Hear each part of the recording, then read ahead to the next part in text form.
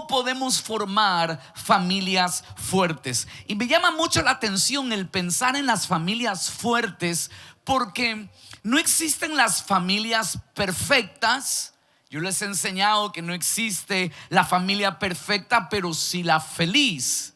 Y hoy les quiero enseñar que no existen las familias perfectas, pero sí las fuertes. Porque en medio de las aflicciones que las familias tenemos que atravesar, vamos a necesitar tener fortaleza para terminar de pie. Si por un momento recuerdas conmigo, las familias hemos pasado siempre por adversidades. Desde la primera familia nos vamos a encontrar que el hijo mayor de Adán y Eva, lleno por ira, comete asesinato y entonces mata a su hermano. Nos vamos a encontrar con esa realidad, problemas de hijos. Luego nos podemos encontrar, solo para traerles un par de ejemplos e introducirles en esta hora, y usted diga, bueno, mi familia no ha sido tan complicada. Luego me encuentro con la familia de Abraham y Sara, que entonces deciden meter a Agar, la esclava o la sirvienta de la casa, dentro de su matrimonio, en el contexto de su relación, entra Agar y trae problemas serios. También recordaba la familia de David, del rey David, cómo David, siendo un hombre que amaba a Dios, se vio envuelto en el adulterio, en el engaño, en la violación, en el asesinato. Estas cosas tan duras pasamos las familias. Por eso lo que nos permite sostenernos en el tiempo no va a ser la perfección, va a ser la fuerza, va a ser la fortaleza. Y estoy seguro que probablemente está pasando tu familia un tiempo de dificultad. Estamos pasando un tiempo de prueba. Y en esos tiempos de dificultad y de prueba, Dios quiere manifestarse y darle la fuerza a tu casa para pasar en victoria. Y de eso te quiero hablar. Te quiero hablar de cómo desarrollar fuerza en tu hogar. Cómo tener un matrimonio fortalecido. Cómo tener relaciones padres e hijos fortalecidas. Cómo tener esa relación entre hermanos fortalecida en la familia. Lo vamos a mirar en los próximos domingos, este y los próximos 2 más. Hoy quiero hablarte de cómo puedes hacer que tus hijos encuentren fuerza. Y para eso la labor de los padres es la principal, es la prioridad, es el principal motor que va a ayudar a que nuestros hijos tengan fuerzas. Así que estos temas, ¿verdad?, que se vuelven un poco intensos a la hora de enseñarlos, no debe ser el momento como ¿por qué mi papá no está escuchando? O mi papá se tiene que sentar, ¿verdad? O ¿por qué mi hijo no escucha? Permita que la palabra le regale una enseñanza que no quede como una buena prédica, sino que realmente traiga a tu corazón la oportunidad de una fuerza para tu familia. Yo lo creo así. Lo primero que quisiera compartirles es que cuando pensamos en las familias, debes de tener en tu pensamiento la verdad que Dios quiere bendecir tu casa. Si no tienes eso en tu mente, va a ser muy difícil que la palabra penetre y dé fruto en tu corazón.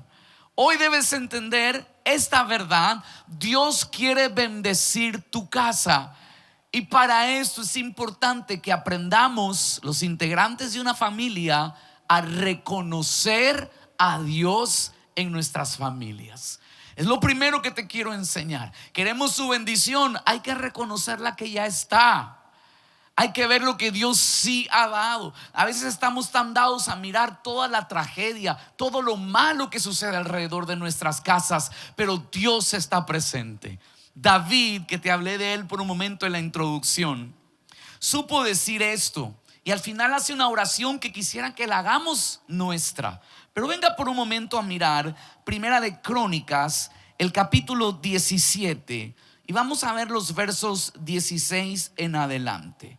Acompáñeme a ver Primera de Crónicas, capítulo 17, y vamos a leer el verso 16. Venga aquí conmigo.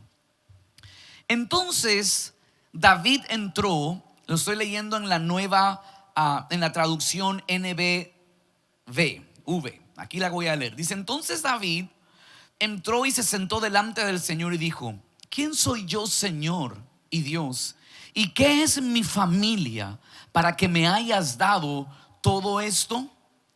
Todas las grandes cosas que has hecho a mi favor son nada en comparación con lo que has prometido hacer en el futuro. Porque ahora, Señor y Dios, estás hablando de futuras generaciones, en que mis descendientes serán reyes también. Tú hablas como que si yo fuera un hombre muy importante. ¿Qué más puedo decir? Tú sabes que no soy más que un perro. No obstante, has decidido darme honor. ¿Has decidido darme qué?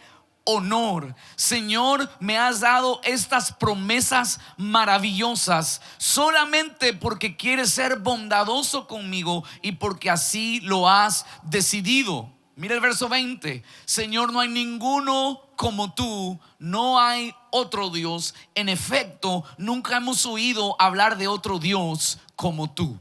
Lo que me encanta aquí de David es que reconoce a Dios en su casa y dice: todo lo que tenemos es por tu bondad. Todo lo que hemos alcanzado es por tu bondad. Y cuando uno reconoce a Dios en su familia, le echa fe para creer que el futuro va a ser mejor de lo que hemos vivido. Reconoce por un momento a Dios en tu casa, reconócelo en tu matrimonio, reconoce sus misericordias, y entonces este mismo momento vas a agarrar fe en tu corazón para creer que el futuro de tu familia está poderoso. Y mira, por un momento yo veo a David que dice: yo soy como un perro en medio de todo lo que tú has hecho. Él reconoce que todo se trata de Dios.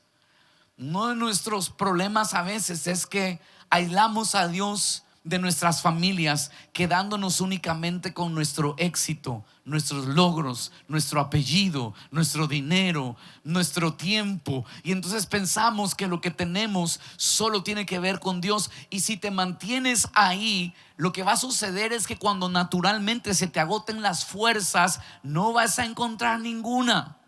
Pero si Dios está en la casa, si Dios está en la familia, Él ha prometido que cuando tus fuerzas se acaben, Él dará nuevas fuerzas sobre tu vida. Y yo declaro hoy nuevas fuerzas sobre tu familia, sobre tu casa, en el nombre de Jesús.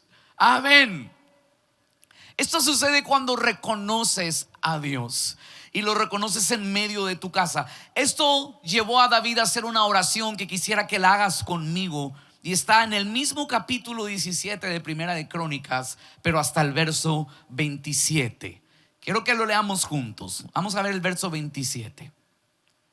Bendice pues la familia de este tu siervo, para que permanezca siempre en tu presencia. Pues cuando tú concedes una bendición, Señor, es una bendición eterna. ¿Cuántos me pueden decir amén a esta declaración? Es más, le voy a pedir, déjenme el texto por un momento ahí y que lo podamos leer todos. Pero voy a pedirte que lo leas creyendo en tu familia, creyendo en la bendición que Dios tiene para tu casa. Léalo conmigo, todos juntos. Diga ahí conmigo: bendice pues. No, vamos a tener que decirlo con más ánimo. Venga acá. 1, 2 y 3. Bendice pues la familia de este tu siervo, para que permanezca siempre en tu presencia. Pues cuando tú concedes una bendición, Señor, es una bendición eterna. Amén y amén. Alguien debe de celebrar esta promesa para su casa hoy. Dáselo fuerte al Señor. Entendiendo este principio y que la bendición de Dios está sobre tu casa y que es nuestra tarea reconocerla, atendamos ahora a la palabra de Dios, porque la palabra de Dios nos enseña a todos los integrantes de la familia. Y hoy quiero dedicar estos próximos minutos de la enseñanza, probablemente la enseñanza entera, a hablarle a los que somos padres.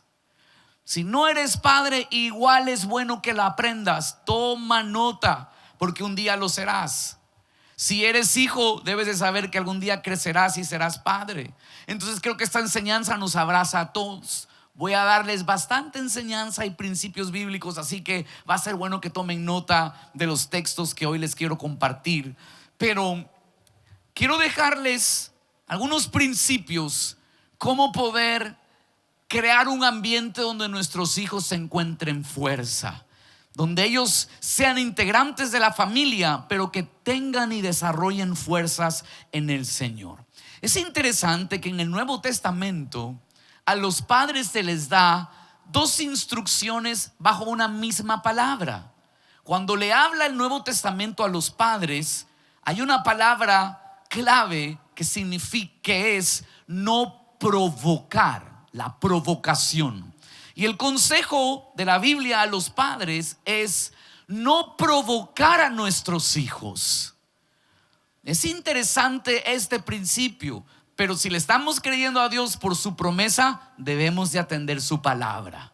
Venga a ver conmigo Efesios, el capítulo 6 y el verso 4. Véalo aquí conmigo, Efesios capítulo 6 y verso 4 dice acá: y vosotros padres, no provoquéis a ¿qué? Ira. Otra vez, no provoquéis a ¿qué? A ira a vuestros hijos. Yo sé que todos los hijos quieren decir amén, ¿verdad? Pero ponga atención, dice: no provoquéis a ira a vuestros hijos, sino criadlos en disciplina y amonestación del Señor. Este verso es nuestro verso central para aprender a darle fuerza a nuestros hijos. Hay tres cosas claves aquí: no provocar a nuestros hijos. Número 2, criarlos con disciplina. Y número 3, amonestarlos en el Señor. Si hacemos estas tres cosas, nuestros hijos van a ser fuertes para enfrentar la vida. Nuestros hijos van a ser fuertes y vamos a tener una familia fortalecida, con fuerza. Déjeme hablarle de la primera: no provoquéis a nuestros hijos. Lo primero que me deja ver aquí es no provocarlos a ira. Pero te hablé que hay dos versos en el Nuevo Testamento que hablan este consejo a los padres. El otro está en Colosenses 3, verso 21. Acompáñenme a verlo acá.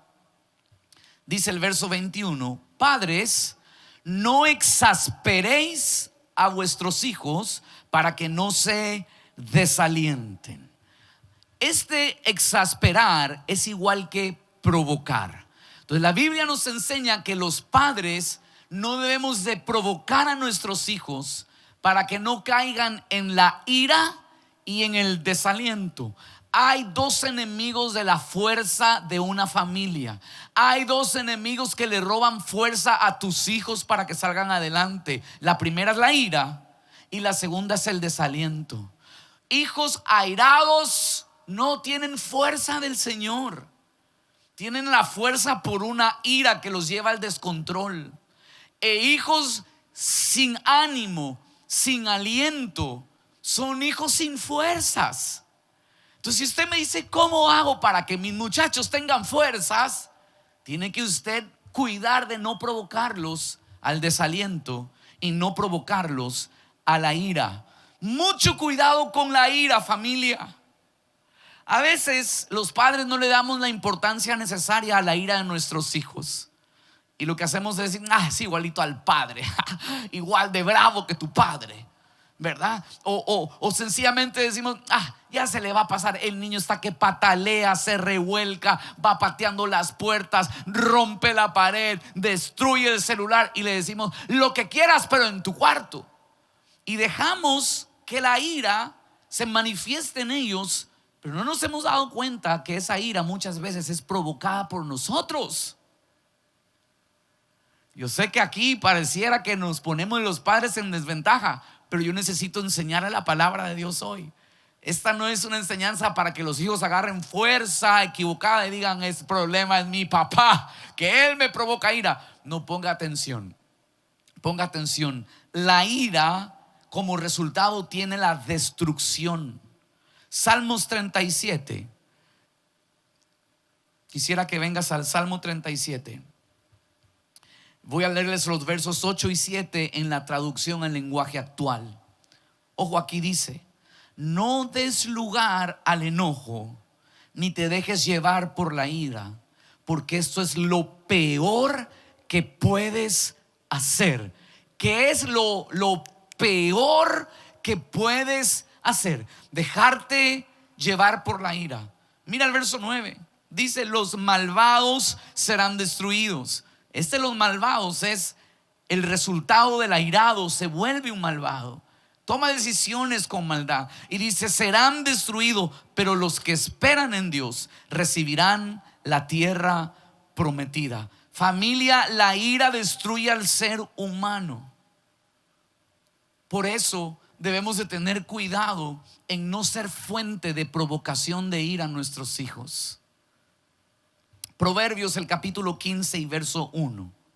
Hoy les voy a dar mucha palabra, ¿verdad? Como lo acostumbro a hacer, así que vaya tomando nota de los textos. Proverbios 15 y verso 1 dice: la blanda respuesta quita la ira, mas la palabra áspera, ¿la palabra qué? Áspera, hace subir el furor. Muchas veces la ira está en nosotros como padres, y nuestras palabras son ásperas, y tratándolos con palabras ásperas, lo único que hacemos es encender más a nuestros hijos. Los llenamos de ira, y lo único que estamos haciendo es volver a vivir un ciclo de maldición en la ira. Padres airados, hijos airados. Alguien debe de romper el ciclo, y lo que muchas veces queremos es que los hijos rompan el ciclo, y nosotros les decimos: yo te puedo gritar, pero tú no. Y claro, es correcto, no lo pueden hacer hacia la autoridad, pero también es incorrecto que nosotros vivamos en la ira y no pretendamos que la ira esté en nuestros hijos. ¿Hola? ¿Están ahí? Entonces muchas veces exigimos de nuestros hijos cosas que nosotros no estamos modelando. Y la palabra áspera, le quiero traer unos ejemplos aquí de qué son las cosas que a nuestros hijos los provocan a ira o los provocan a desánimo. El trato injusto. Hay que reconocer que a veces los padres, llevados por la ira o el egoísmo, los tratamos injustamente a nuestros hijos. Los castigos con brutalidad. Cuando castigamos y no les queda un diente en la boca. Cuando castigamos y no les queda un área libre de la espalda, sin las marcas de los golpes. El castigo con brutalidad los enciende en iras, les trae desánimo. Las palabras abusivas que los padres traemos con nuestros hijos. Cuando nos burlamos o los ridiculizamos. Pareciera broma en algún momento, pero la constante burla hacia ellos y el hacerlos quedar en ridículo, el hacerlos quedar mal frente a sus amigos, frente a los primos, frente a los otros hermanos, los enciende a ira. El trato brusco, cuando nos movemos por el golpe, por el zamarrón, por el golpe atrás, por el cocacho, por la reincidencia. Yo entiendo que a todos se nos puede escapar un cocacho, un alón de orejas, pero reincidir en un trato brusco todo el rato los va a sostener en iras. Escucho un silencio, esos que me preocupa. Es como o no entendemos o nos está enseñando la palabra en esta hora, ¿verdad? Otra de las cosas que los enciende es cuando prometemos y no cumplimos. Todos los padres podemos fallar, pero no podemos reincidir en que nuestros hijos sepan que nuestra palabra no tiene valor. Cada vez que le dices algo a tu hijo y reincides en no cumplirlo y se lo pospones y se lo pospones porque siempre encuentras prioridad en otra cosa, lo que haces es encender a tu hijo en ira o desánimo. Cuando los hacemos sentir que son una molestia, que solo interrumpen, eso los desalienta. Cuando no permites que crezcan, cuando los sigues tratando como chiquillos cuando ya están grandes. Miren, esto yo tuve que aprender hoy. Mis hijas mayores están en otra edad, en otra etapa, Y yo tuve que entender que debo dejarles crecer, porque si sigo yo controlando como que si fueran unas babies, los voy a desalentar, los voy a llevar a ira. Poco a poco hay que ir soltando, porque van creciendo.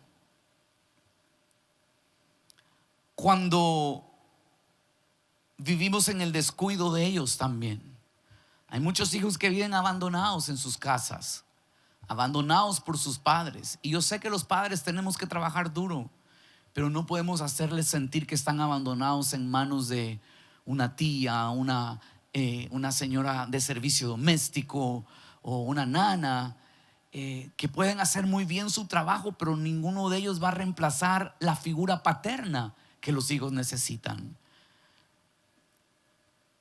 Y no necesitan solo nuestros hijos una provisión económica, necesitan la presencia de los padres. Por eso no provoquemos a nuestros hijos, porque lo que les roba la fuerza es el desaliento y la ira. ¿Cuántos estamos aprendiendo? Díganme amén. Eso. Lo segundo que veo en nuestro texto base de Efesios 6 y verso 4, nos habla de criar a nuestros hijos con disciplina. A ver, todos digan conmigo: disciplina. Las familias se hacen fuertes cuando tienen disciplina. Y permítame enseñarle el significado de disciplina. Disciplina es instrucción y corrección. Venga, va a decirlo conmigo: instrucción, y ahora diga corrección. A veces pensamos los padres que la disciplina es solo corregirlos, es caerles encima, es castigarles. Pero hoy te quiero recordar que para corregir debimos haber primero instruido. La instrucción es necesaria. No demos por sentado que saben. Hay que invertir en la instrucción sobre nuestros hijos. La Biblia dice: instruye al niño en su camino, y aun cuando fuere viejo no se apartará de él. Entonces la instrucción sobre nuestros hijos es clave para crear disciplina. Uno de nuestros errores es pensar que el colegio es quien les enseña disciplina. La escuela es el que les va a instruir principalmente. La iglesia es la que los va a instruir. No, los tutores somos los papás. A ver, todo papá conmigo diga: yo soy, pero va a decir con fuerza: yo soy el tutor de mi hijo. Yo soy el tutor de mis hijos. Nos toca a nosotros, y hay un camino. ¿Cuál camino? El que usted escoja. Si el camino que tus hijos vieron es el camino de la amargura, porque es lo que les modelaste, vivirán amargados. Si es el camino de la estafa, estafarán. Si es el camino de la ira, es lo que harán. Si es el camino de la violencia, es lo que repetirán. El camino que les instruyamos es el camino que no se apartarán aun cuando fueren viejos. Por eso es tan difícil la transformación del ser humano, porque lo que aprendimos en casa es lo que vamos a replicar. Por eso hay que aprender bien, y los papás debemos ser esos tutores que enseñemos bien. Entonces hay que instruir, hay que enseñar, pero también hay que corregir. Déjeme hablarle por un momento de la corrección. Y le voy a dar de la corrección el por qué corregir, cuándo corregir, qué sale en la corrección y el cómo. Es decir, el por qué, el cuándo, el qué y el cómo de la corrección. ¿Está listo? Vamos a mirar aquí por qué debemos de corregir a nuestros hijos. Proverbios 13 y verso 24. Quiero que lo vea conmigo. Vaya hasta allá. Proverbios 13 y verso 24 dice: el que detiene el castigo a su hijo aborrece, mas el que lo ama desde temprano lo corrige. Desde temprano lo corrige. ¿Sabe a qué edad empezamos nosotros a corregir a nuestros hijos? 6 meses. Desde los 6 meses aprendieron lo que significa tas. Y recuerdo que le dábamos el tas en el pañal. Ahí tas, eso no se hace.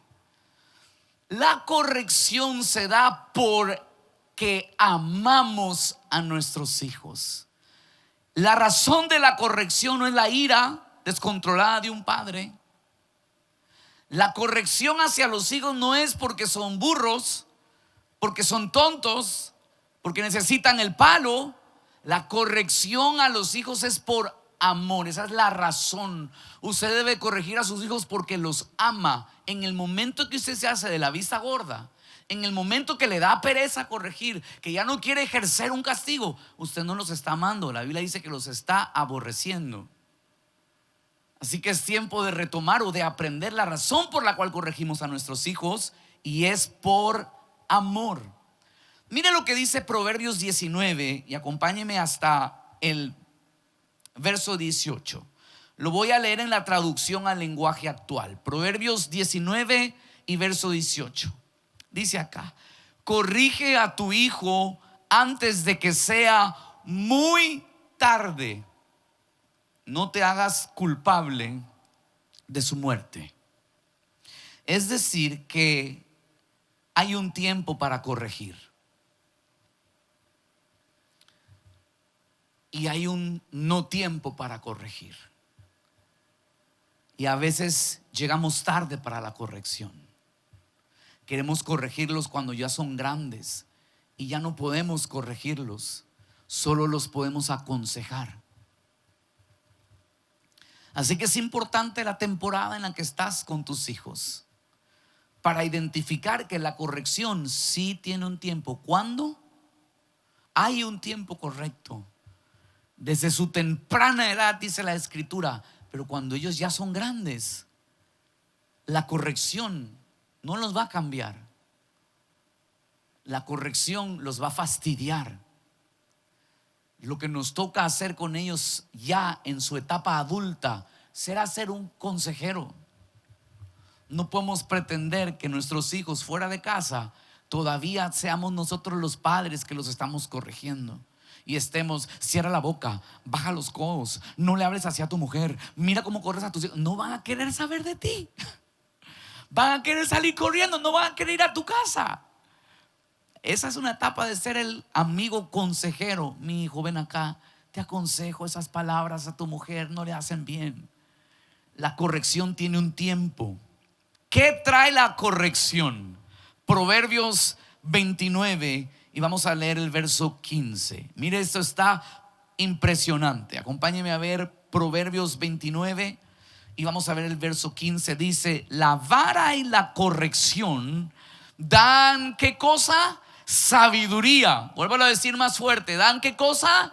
Sabiduría. Mas el muchacho consentido avergonzará a su madre. Ahora sáltese al 17 y mire el 17 acá.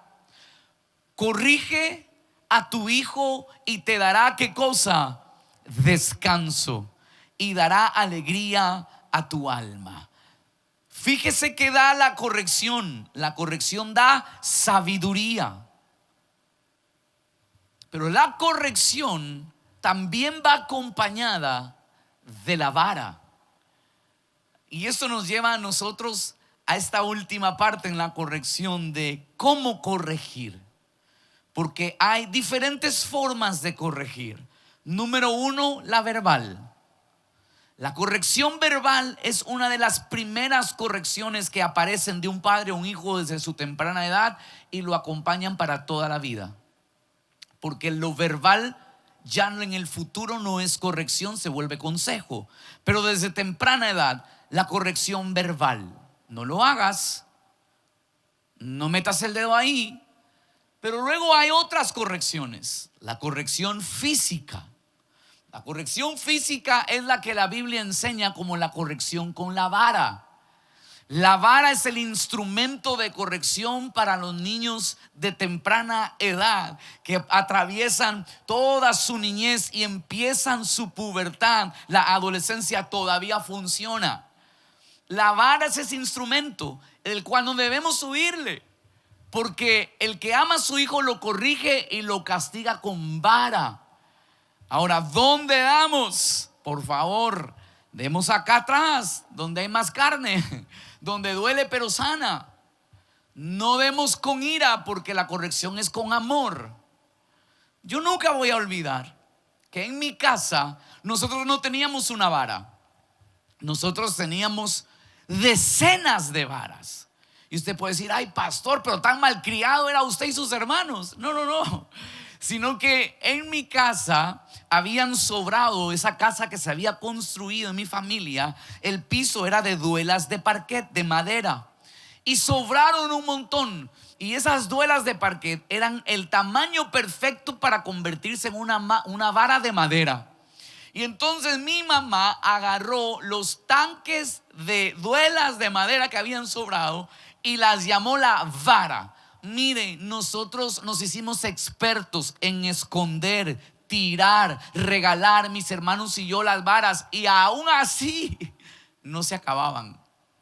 Mi mamá tuvo vara para toda nuestra etapa de niñez, y le voy a decir que creo que todas esas varas las probamos, pero fueron necesarias.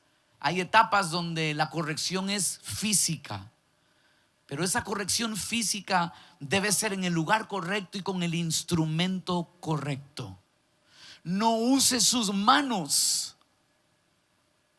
para corregir físicamente, porque un niño no entiende que con las mismas manos que usted lo soba son las mismas manos con lo que usted lo lastima.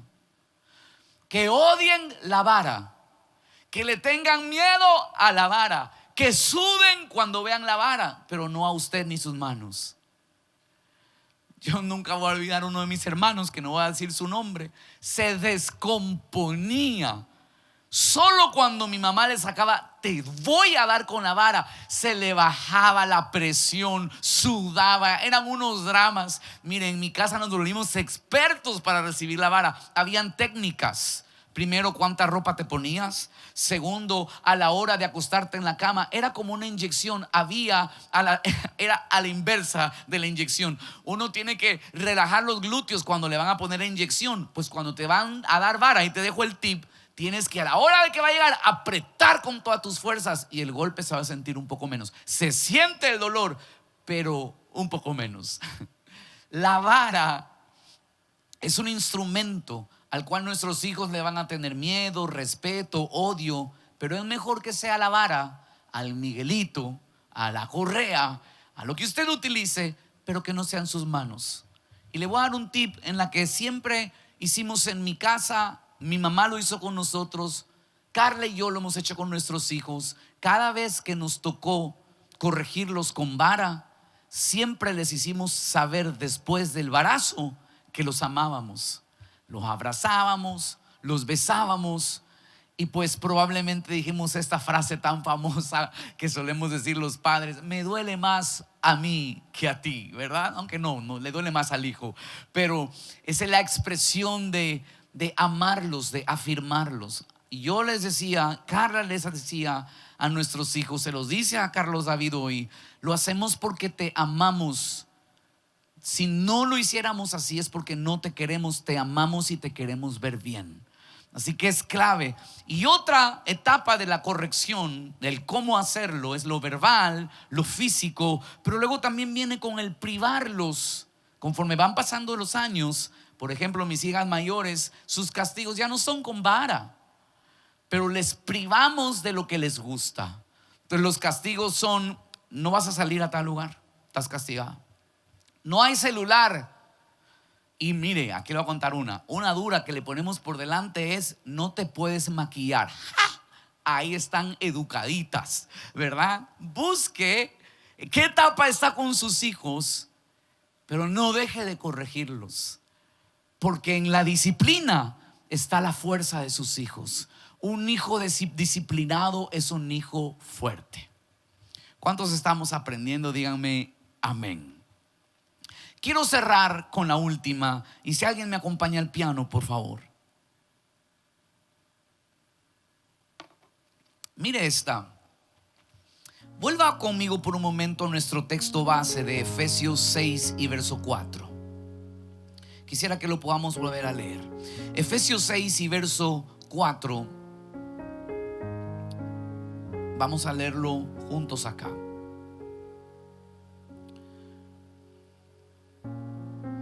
Y vosotros, padres, no provoquéis a ira a vuestros hijos, criémoslos en disciplina, es decir, en instrucción y corrección. Y fíjese la última, dice amonestación del Señor.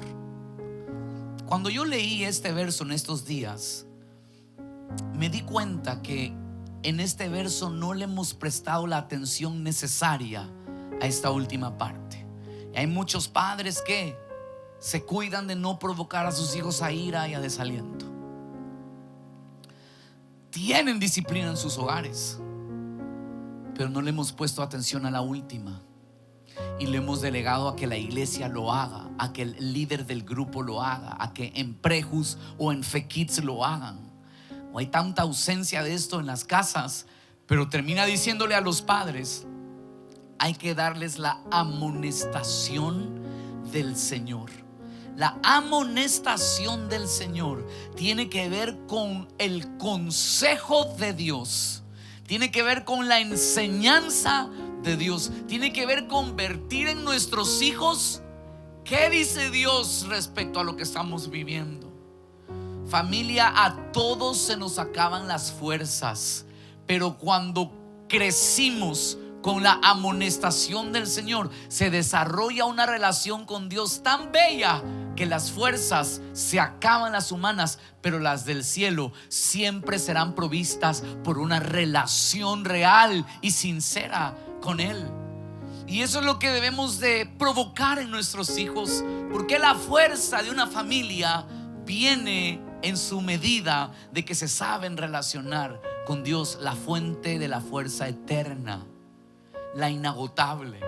Y entonces entramos a esta etapa en donde debemos de entender que hay que conectar a nuestros hijos al consejo de Dios, a la enseñanza de Dios. No solo les enseñes como tu abuelo decía, no solo les enseñes como tú lo has hecho, no solo les enseñes como pensadores con buenas filosofías pueden traerlo. Trae a Dios a tu casa, trae el consejo de Dios a tu hogar. No solo los traigas a la iglesia, aquí van a aprender de Dios. Los padres debemos enseñarles la amonestación, el consejo de Dios. Tanto es así que Dios lo instituyó de esta forma. Mire Deuteronomio capítulo 6 y acompáñeme hasta el verso 4. Con estos pasajes quiero cerrar en esta hora. Deuteronomio capítulo 6, venga conmigo a leerlo y acompáñeme al verso 4. Dice: oye, casa de fe, Jehová nuestro Dios, Jehová uno es. Y dice,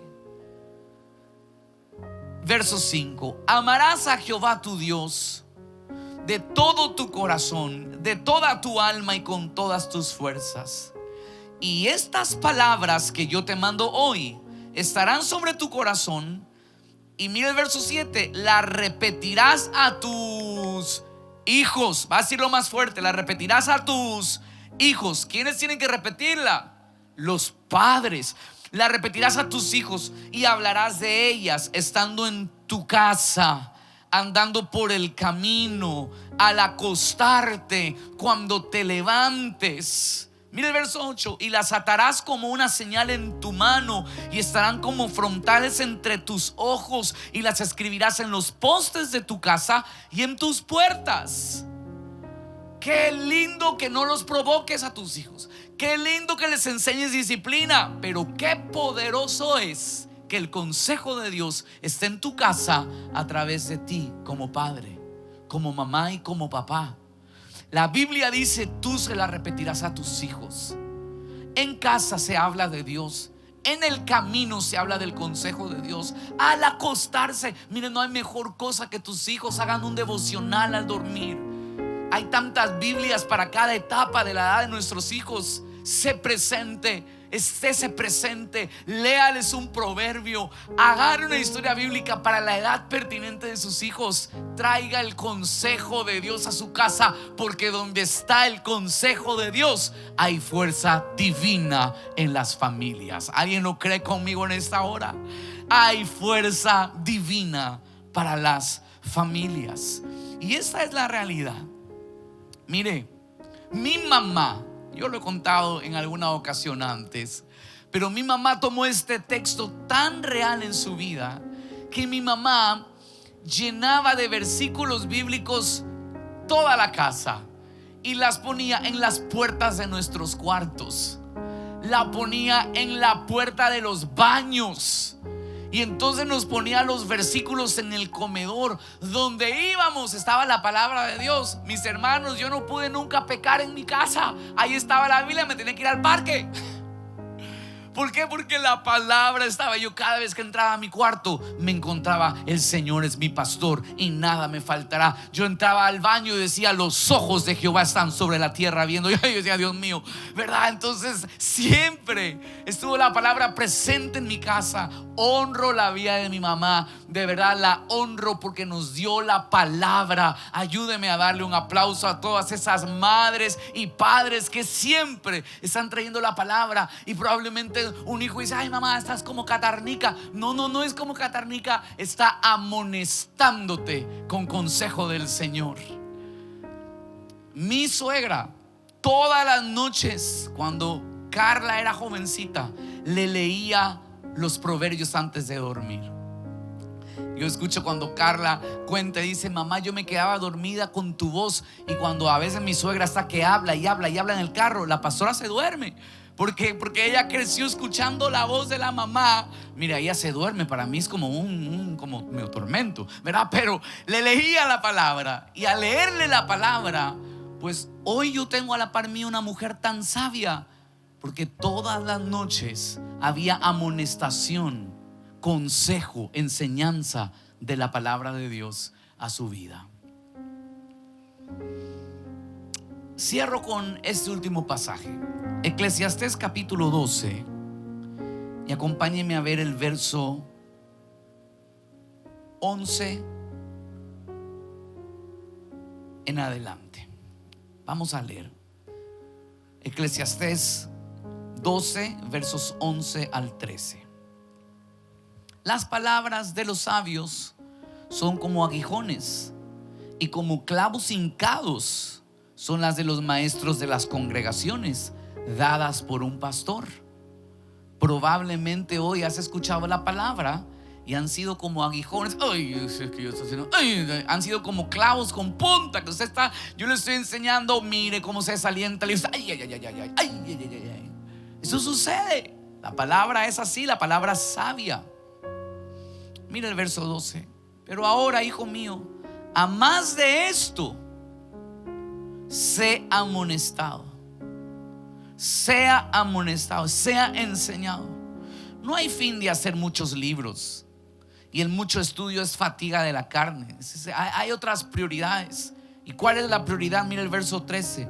El fin de todo el discurso oído es este: teme a Dios y guarda sus mandamientos, pues porque esto es el todo del hombre. Esto es el todo del hombre. Otra vez, esto es el ¿cuánto? El todo. El todo de tus hijos es que teman a Dios y guarden su palabra.